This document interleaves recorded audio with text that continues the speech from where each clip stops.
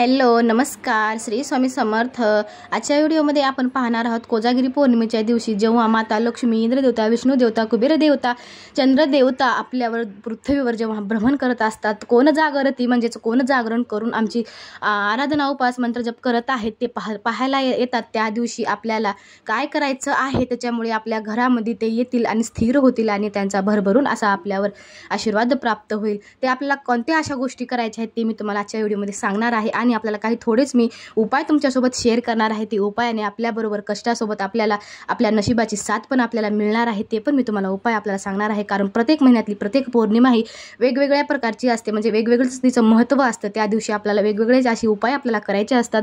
चला तर मग पाहूया ते काय आहेत ते। तुम्हा सगळ्यांना श्री स्वामी समर्थ। कशा आहात तुम्ही सगळे? मस्त आहात ना? मस्तच राहा। स्वामी कृपा तुमच्यावर सदैव राहावी स्वामीचरणी प्रार्थना करूया। आजच्या व्हिडिओला सुरुवात करूया। तर सर्वप्रथम तुम्हाला उद्या कोजागिरी पौर्णिमेच्या दिवशी पहाटे उठल्याच्या नंतर तुम्हाला तुमच्या उंबरठ्यावर थोडंसं राईट साईडला लेफ्ट साईडला थोडंसं पाणी आपल्याला टाकायचं आहे, म्हणजे जल आपल्याला टाकायचं आहे।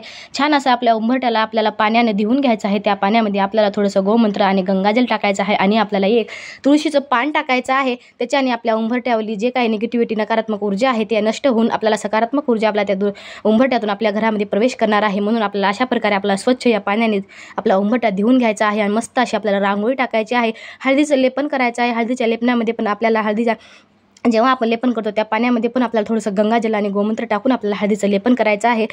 तुमच्याकडे जर कोणतं सुगंधित अत्तर असेल तर तुम्ही तो अत्तर तिथं त्या हळदीच्या लेपनामध्ये टाकून तुम्ही हळदीचं लेपन करू शकता। आपल्याला हळदी कुंकू अर्पण करून, अक्षता अर्पण करून, फुलं अर्पण करून एक धूप लावून घ्यायचा आहे। तिकडल्या साईडला सकाळी सकाळी छान असं आपल्याला कुंकू आणि छान आपल्या उंबरठ्यावर एक स्वास्तिक काढून घ्यायचं आहे आणि आपल्या जो मेन डोर आहे त्या डोरला पण स्वच्छ देऊन त्या डोरवर पण आपल्याला एक स्वास्तिक काढून घ्यायचं आहे। सकाळची उंबरठ्याची पूजा आपल्याला छान करून घ्यायची आहे। शेगडीची पूजा पण आपल्याला करून घ्यायची आहे। पौर्णिमा असल्यामुळे आपल्याला अन्नपूर्णा माताची आपल्याला सेवा करायची आहे। आपल्या अन्नपूर्णा मातेला तुम्ही धान्याचा आपल्याला अभिषेक द्यायचा आहे। धान्याचा अभिषेक कसा द्यायचा? तुम्ही तांदूळ घ्यायचा आहे, चरणापासून डोक्यापर्यंत तुम्ही धान्य तांदळाचं तुम्ही असं रास तुम्ही डोक्यावर टाकू शकता आणि ते टाकत असताना आपल्याला मंत्र जप करायचा आहे। ओम अन्नपूर्णाय नमः। तुम्ही असा साधा मंत्र जप करत करत अन्नपूर्णे मातेला तुम्ही छान असा अभिषेक देऊ शकता। तुमच्याकडे जर कुंचन असेल तर तुम्ही कुंचन सेवा करू शकता आणि जर घरच्या घरी कुंचन सेवा कशी करायची आहे आपल्या चॅनलवर तो व्हिडिओ आहे, मी लिंक देईन डिस्क्रिप्शन बॉक्समध्ये, तुम्ही ते चेकआउट करू शकता आणि आपल्याला कुंचन सेवा पण करून घ्यायची आहे। आणि आपल्या त्या दिवशी जेव्हा आपण आपल्या दसऱ्याच्या दिवशी आपण झेंडूच्या फुलाचं आणि आंब्याच्या पानाचं तोरण लावलं होतं ते तोरण आपल्याला सकाळी काढून घेऊन आपल्याला दुसरं नवीन तोरण आपल्याला झेंडूच्या फुलाचं आपल्याला तोरण लावून घ्यायचं आहे। मस्त आपल्या तुळशीला पण जल अर्पण आपल्याला करून घ्यायचं आहे। तुळशीची पूजा आपल्याला छान मॉर्निंगची करून घ्यायची आहे आणि आपलं आंघोळ जेव्हा आपण करता त्या आंघोळीच्या पाण्यामध्ये आपल्याला गंगाजल टाकून घ्यायचं आहे, कारण त्या दिवशी आपण गंगा स्नान केल्याने खूप असं आपल्याला पुण्य प्राप्त होत असतो। जे काही आपल्यापासून न होणाऱ्या चुका आपल्या त्या गंगाजलामध्ये नष्ट होत असतात, म्हणून आपल्याला गंगाजल थोडंसं आपल्या पॅकेटमध्ये पाण्यात टाकून आपल्याला पाण्याने आपल्याला आंघोळ करून घ्यायची आहे। आणि आपण फरशी जेव्हा पुसतो त्या पण पाण्यामध्ये आपल्याला थोडेसे आपल्याला जर शक्य असेल तर तुम्ही हळद किंवा नमक टाकून आपल्याला फरशी आपल्याला पुसून घ्यायची आहे। आणि आपल्या गाईला शक्य असेल तर आपल्याला एक घास द्यायचा आहे, जसं की चारा असेल किंवा गूळ असेल। आपण आपल्या मातेला एक पोळी असेल तर तुम्ही आपण देऊ शकता। त्यामुळे आपल्या घरावर आपल्या पितरांचा पण आपल्याला आशीर्वाद आपल्यावर प्राप्त होणार आहे। ज्या कोणत्याही ताई नवरात्रीमध्ये त्यांच्या सेवा राहिलेल्या असतील तर तुम्ही आज एवढी मोठी पौर्णिमा आहे, कारण शुभ रात्र असंही या पौर्णिमेला मानलं आहे, म्हणून आपल्याला या दिवशी आपल्या नवरात्रीमधल्या कोणत्याही सेवा राहिल्या असतील तर आपण या दिवशी करू शकतो। आणि आपण हवन केल्याने आपल्याला खूप असा छान प्रभाव पण आपल्याला दिसून येतो। ज्या ताईंना मासिक धर्म होता नवरात्रीमध्ये त्यांना अष्टमी आणि नवमीला हवन करणं शक्य नव्हतं तर तुम्ही या दिवशी पौर्णिमेच्या दिवशी तुम्ही हवन करू शकता आणि आपल्या लक्ष्मी मातेचं जे श्रीयंत्र आहे त्या श्रीयंत्राला कुंकुमार्चन आपल्याला या दिवशी पौर्णिमेच्या दिवशी आपल्याला करून घ्यायचं आहे। अशा प्रकारे आपल्याला एवढे कामं आपल्याला त्या दिवशी करून घ्यायचे आहेत। आता पाहूया आपल्याला उपाय कोणता करायचा आहे। त्या उपाय आपण पौर्णिमेच्या दिवशी मध्यरात्री आपण लक्ष्मी मातेची पूजा करतो त्यावेळेस आपल्याला कवड्या घ्यायच्या आहेत। कवड्या हे आपल्या लक्ष्मी प्राप्तीसाठी खूप अशा शुभ मानल्या जातात। आपल्या लक्ष्मी मातेच्या आपल्या कुलस्वामिनीच्या खूप प्रिय अशा कवड्या आहेत। सागर मंथनातून या कवड्या आपल्या प्रकट झालेल्या आहेत, म्हणून त्या कवड्याची आपल्याला सेवा करायची आहे। तर त्या सेवा करत असताना तुम्ही त्या दिवशी नवीन कवड्या घेऊन यायच्या आहेत, कारण खूप शुभ दिवस आहे उद्याचा, म्हणून आपल्याला उद्या नवीन कवड्या घेऊन यायच्या आहे। शक्य असेल तर तुम्ही 5 आणू शकता, 7 आणू शकता, 1 2 तुम्हाला जेवढं तुम्हाला यथाशक्ती जसं जमेल तसं तुम्ही आणून घ्यायच्या आहेत। कवड्या हा 108 प्रकारच्या कवड्या असतात, पण तुम्ही कोणत्याही जरी आणल्यात तर काही हरकत नाही। पिवळ्या कवड्या पण खूप शुभ असतात, त्या भेटल्या तर तुम्ही त्या पण आणू शकता। आणायचं आहे आपल्या लक्ष्मीच्या समोर आपल्याला त्या कवड्या ठेवून त्यांना हळद कुंकू अक्षता फुलं अर्पण करून त्या मातेला प्रार्थना करायची की हे लक्ष्मी माता या कवड्याच्या रूपामध्ये तू माझ्या घरामध्ये स्थिर स्थिर हो आणि माझ्या घरातल्या पैशाची माझ्या कष्टाची भरभराट होऊ दे अशी प्रार्थना यथाशक्ती तुम्ही जसं जमेल तशी तुम्ही प्रार्थना करून घ्यायची। त्या कवड्या तशाच आपल्याला मध्यरात्री जेव्हा आपण आपल्या माता लक्ष्मीची पूजा करतो तशाच ठेवायच्या। सकाळी तुम्ही त्या कवड्या लाल रुमालामध्ये गुंडाळून तुम्ही तुमच्या तिजोरीमध्ये ठेवू शकता।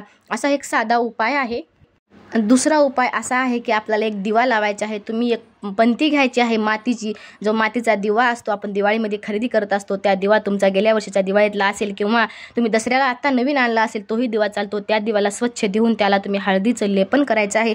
हळदी हे आपल्या माता लक्ष्मीला खूप प्रिय असते, म्हणून आपण जेवढं होईल तेवढा हळदीचा उपयोग आपल्याला पौर्णिमेच्या दिवशी जास्तीत जास्त करायचा आहे। आपल्याला हळद ही आपल्या त्या दिव्याला लावून घ्यायची आहे। त्या दिव्यामध्ये आपल्याला थोडंसं तेल टाकायचं किंवा तूप टाका, जे जमल ते तुम्ही कोणत्याही त्याचं तेल तुम्ही टाकू शकता। त्याच्यामध्ये आपल्याला लवंगा टाकायच्या आहेत आणि आपल्याला एक इलायची टाकायची आहे। इलायची ही माता लक्ष्मीला आकर्षित करत असते, म्हणून आपल्याला इलायची टाकायची आहे। खूप प्रिय असतात लवंगा आणि इलायची आपल्या माता लक्ष्मीच्या।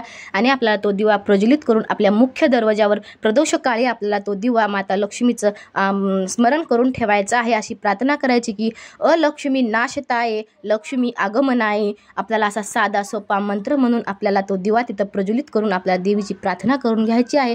साधा सोपा असा उपाय मी तुम्हाला 2 उपाय सांगितले आहेत। असे उपाय जर सांगायला बसले तर उपाय खूप असतात, पण करणं तेवढंच महत्त्वाचं असतं। म्हणून तुम्ही जास्त उपाय सांगण्यापेक्षा तुम्ही याच्यातला एक उपाय केला तरी तुम्हाला चांगला, कारण श्रद्धेने करणं खूप महत्त्वाचं आहे। म्हणून मी सांगते की याच्यातला दोन्हीपैकी तुम्ही एक उपाय जरी केलात तरी चांगलं। पण जेवढी मी कामं सांगितली आहेत, कोणते कामं आपल्याला करायचे आहेत ते कामं मात्र तुम्ही नक्कीच या दिवशी करा। चला मग आताचा व्हिडिओ आपण आणि हो, सत्यनारायण हा प्रश्न सगळ्यालाच असेल तर आपल्याला उद्या पौर्णिमा पण आहे, आपण मंथली सत्यनारायणची पूजा करतच असतो। तर उद्या विष्णूंची सेवा खूप प्रभावी राहणार आहे, म्हणून उद्या तुम्ही प्रदोषकाळी सत्यनारायणची पूजा तुम्ही मांडू शकता आणि त्याच्यानंतर मध्यरात्री तुम्ही त्याच्याच साईडला आपल्याला लक्ष्मी मातेची आपल्याला पूजा मांडायची आहे। आणि हो, आपल्या चॅनलवर पूजा कशी मांडणी करायची आहे हा पण व्हिडिओ आहे। आणि आपल्याला कोजागिरी पौर्णिमेचे महत्त्व काय आहे, शरद पौर्णिमेचं महत्त्व काय आहे, शरद पौर्णिमा म्हणजे काय आहे, आणि काही मी अनुभव शेअर केलेले आहेत। शरद पौर्णिमेच्या दिवशी कोणता मला अनुभव आला त्या पूजेतून, आणि ते उकळलेलं दूध पिणं एवढं का महत्त्वाचं आहे, हे सगळे आपले व्हिडिओ आपल्या चॅनलवर आहेत। मी डिस्क्रिप्शन बॉक्समध्ये ते व्हिडिओ तुमच्यापर्यंत मी देणार आहे, लिंक तुम्ही घेऊन तो व्हिडिओ पाहू शकता। चला तर मग आपल्या चॅनलला सबस्क्राईब करून घ्यायचा आणि हो, मला एक छानशी अशी कमेंट करायची आहे। चला तर मग श्री स्वामी समर्थ, बाय बाय सगळ्यांना।